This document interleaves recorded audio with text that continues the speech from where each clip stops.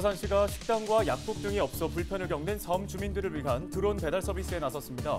서산시는 올해 실증을 거쳐 내년에는 의약품 등 더 많은 품목을 배달할 계획입니다. 버스 안에 방치돼 있던 개 30여 마리의 보호를 놓고 동물보호단체와 서산시가 갈등을 빚고 있습니다. 보호단체는 서산시를 직무유기로 경찰에 고발했고 서산시는 할 수 있는 조처를 했다는 입장입니다. 최근 아산에서 빈대가 발견되는 등 충남 지역에서도 빈대 출몰에 대한 걱정이 커지는 가운데 긴급 대응 방안을 마련했습니다. 교육청은 학교 자체 점검과 시설 정밀 진단을 추진할 방침입니다. 김태형 충남지사가 석탄 화력발전소 폐지 지역 지원을 위한 특별법 제정을 촉구했습니다. 김 지사는 석탄 화력 폐지에 따른 경제적 손실에 대응하기 위해 국가 차원의 지원이 필요하다고 강조했습니다.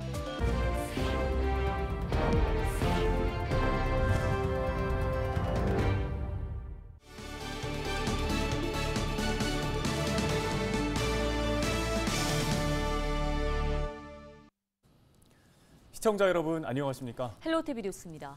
식당과 마트가 없는 섬마을 주민들은 일상에 큰 불편을 겪을 수밖에 없습니다.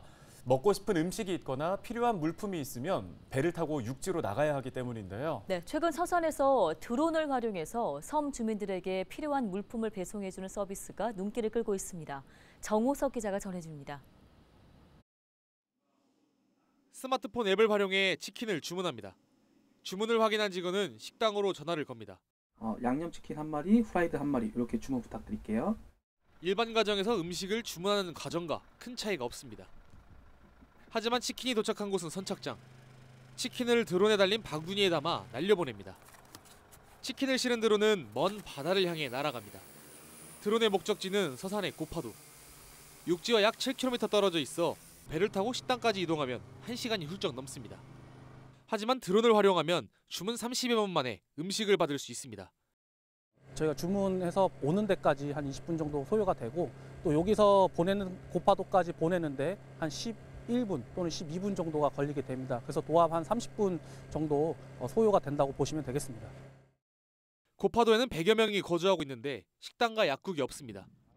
또 생필품을 파는 가게도 약 8년 전 문을 닫아 주민들의 불편이 큰 상황. 하지만 지난달 13일부터 서산시가 드론 배송 서비스 상용화 실증에 나서면서 드론이 주민들에게 필요한 음식과 생필품을 배송해주고 있습니다. 서산시는 매주 이틀, 하루 4번 섬으로 드론을 보내고 있는데 주민들에게 호응을 얻고 있습니다.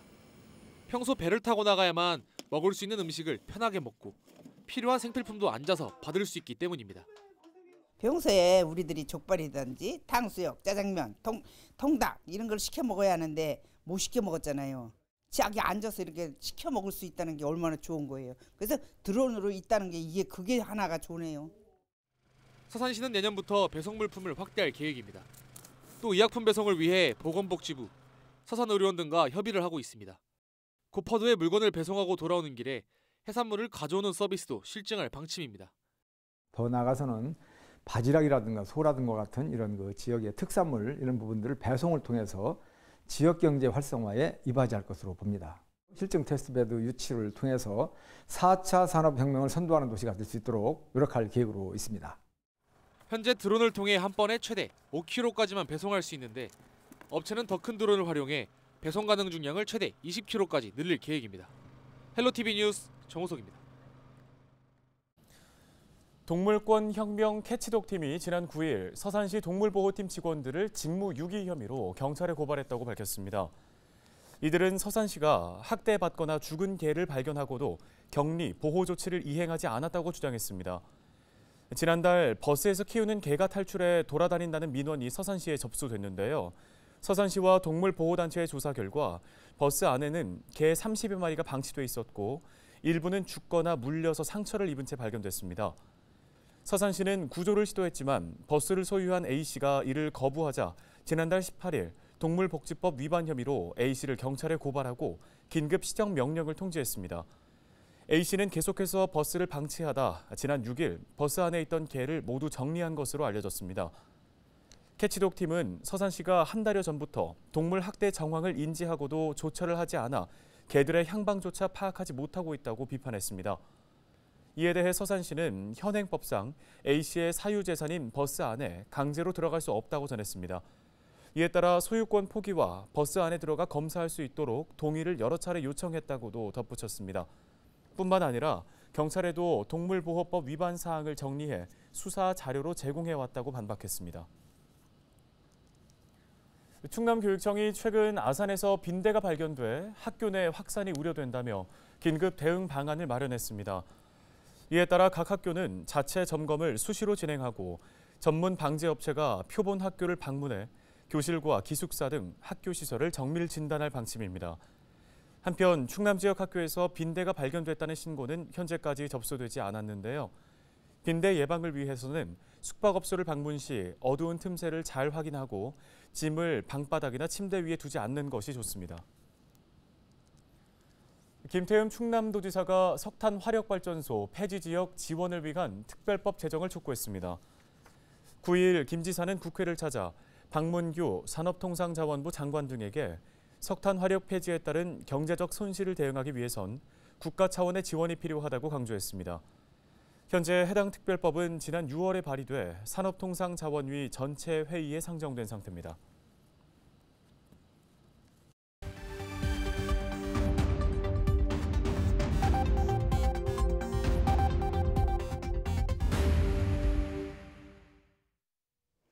시청자 여러분 안녕하세요.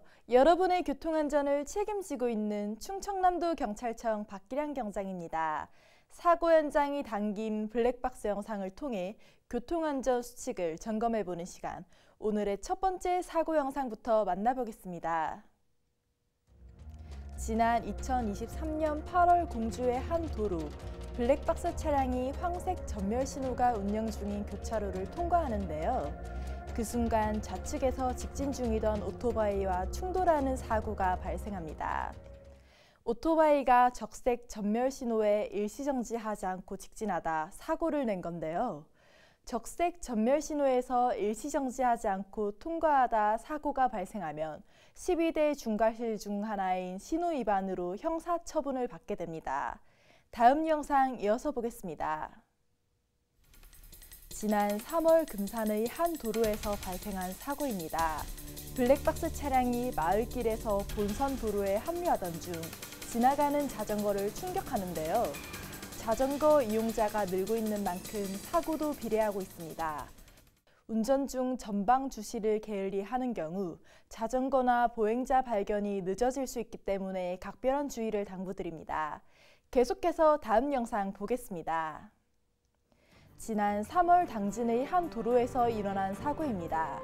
블랙박스 차량이 교차로에서 좌회전하는 순간 직진 진행 중이던 오토바이와 충돌하는 사고가 발생합니다. 좌회전하며 중앙선을 침범해 일어난 사고인데요. 좌회전 차로가 2차로 이상일 경우 유도선을 지키지 않으면 자칫 큰 사고로 이어질 수 있습니다. 1차선에서 좌회전을 했다면 교차로를 지나 똑같은 1차선으로, 2차선에서 좌회전을 했다면 2차선을 유지하는 것이 기본입니다. 지금까지 블랙박스로 본 교통안전, 박기량 경장이었습니다.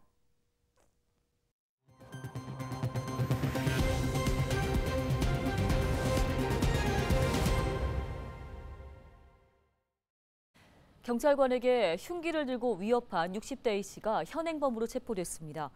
A씨는 지난 1일 오후 3시 10분쯤 아산시 인주면에 있는 자택에서 경찰관에게 여러 차례 흉기를 휘둘러 테이저건을 맞고 긴급 체포됐습니다.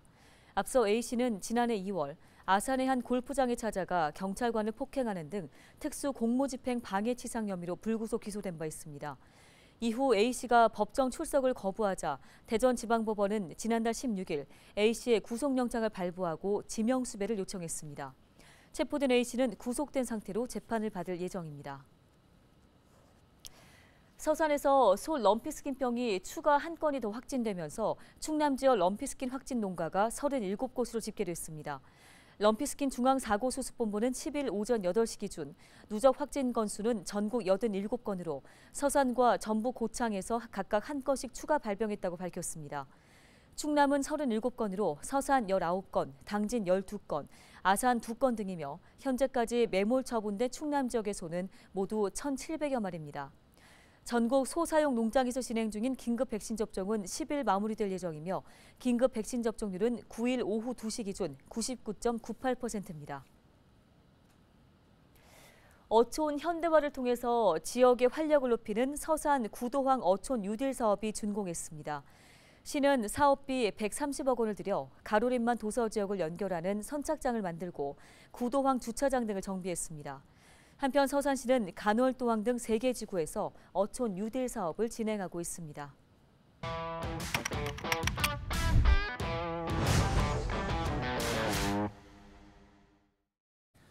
네, 다음 소식입니다. 호불호도 별로 없고 자주 먹게 되는 우리나라 대표 과일 사과입니다. 김나영 아나운서는 사과하면 어디가 먼저 떠오르세요? 보통 이제 사과하면 대구 사과, 경북 사과가 꽤 유명했는데 네. 요즘에 좀 분위기가 달라졌다고 해요. 그렇습니다. 지구 온난화 때문에 사과 재배 면적이 북상하면서 요즘에는 강원도의 고랭지 사과가 인기를 끌고 있다고 하는데요. 뉴스토리 김수아 기자가 살펴봤습니다. 상주곶감, 제주감귤, 경북의 청송사과 등 우리나라에는 전통적으로 각 지역을 대표하는 과일이 있는데요. 특히 사과는 대구와 경북 지역의 특산품으로 꼽혔었죠. 그런데 최근 대구와 경북 지역에서 사과 찾기가 쉽지 않다고 합니다. 사과 재배 지역이 점점 북상하고 있는 겁니다. 원인은 기후변화 때문인데요. 사과는 연평균 기온이 8도에서 11도의 비교적 서늘한 기후에서 재배되는 과일이죠. 그런데 지구가 점점 뜨거워지고 있는 탓에 대구나 경북, 충남 지역에서 사과 농사를 짓기가 갈수록 어렵다고 합니다. 사과는 기후 조건이 이제 강원도로 많이 올라가고 여기도 이제 아주 뜨거워서 사과 농사 짓기도 힘들고. 실제 대구 경북 지역의 사과 재배 면적은 지난 30년 사이 44% 줄어든 반면 같은 기간 강원도의 사과 재배 면적은 247% 늘어난 것으로 분석됐습니다. 이곳은 강원도 정선의 한 사과 농가입니다. 정선에서는 17년 전 사과 재배가 시작돼 면적이 점점 늘어나 올해는 7,000톤 이상의 출하를 앞두고 있습니다. 기존의 고랭지 배추로 유명했던 정선 임계면은 지구 온난화로 인해 병해충이 심해지면서 대체 작물로 사과를 선택했습니다. 날씨가 따뜻해진 데다 해발 650m의 강원도 고랭지라는 위치가 더해져 사과 재배에 적합한 기후 조건이 된 겁니다. 사과는 착색이 되려면 15도 이하로 좀 떨어져야만 착색이 잘 되거든요. 그런데 이제 여기는 정선 임계 같은 경우는 해발이 높다 보니까 그 야간에 이제 열대야 현상이 없어요.